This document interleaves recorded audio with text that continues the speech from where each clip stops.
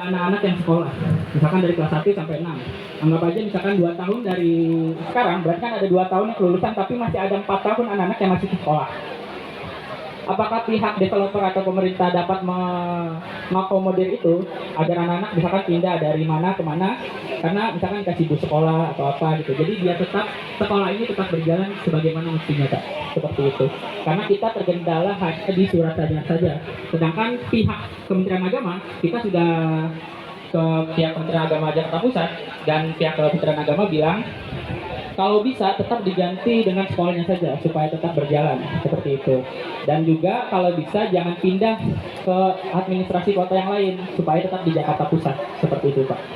Mohon solusinya, Pak, agar tetap sekolah kami tetap bisa berjalan sebagaimana mestinya. Seperti itu, Pak. Terima kasih. Baik, terima kasih. Baik, terima kasih, Mas. Yang pertama, mungkin nanti saya cek dulu ya, memastikan wakaf atau bukan.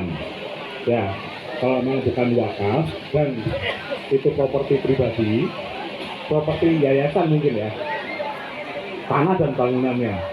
Dan ekspektasinya adalah anak-anak bisa tetap sekolah. Berarti seharusnya di Jakarta Pusat juga, kalau bisa di Pulau juga. Nah, mungkin solusinya adalah penanganannya hampir sama dengan pembebasan lahan terhadap tanah wakaf ataupun aset pemerintah, yakni diganti aset lagi. Tapi yang utama adalah pemilik aset yang menunjuk lokasinya di mana.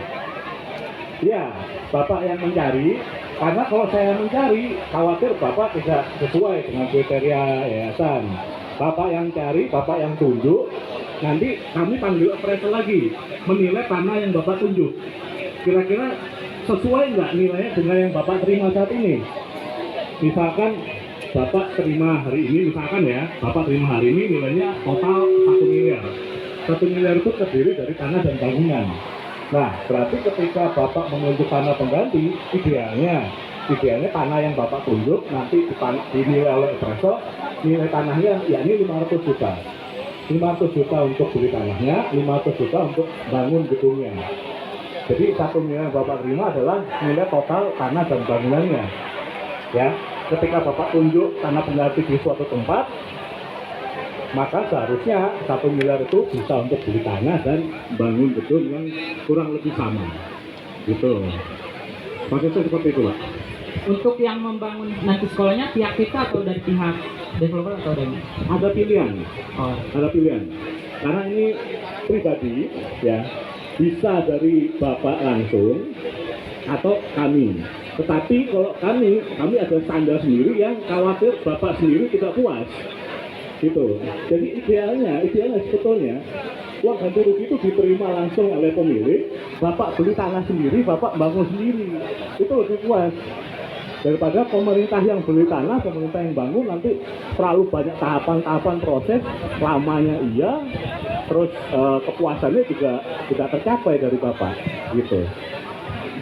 Kalau misalkan seperti itu, ada beberapa ketakutan yang kita alami gitu, Pak. Soalnya kalau kita yang mencari, mungkin kita bisa gitu, kayak mencari lahannya, membebaskan beberapa rumah untuk dijadikan sekolah, untuk mungkin solusi seperti itu. Tapi ada beberapa hal yang menjadi kekhawatiran kami, yaitu takutnya itu kalau misalkan mengikuti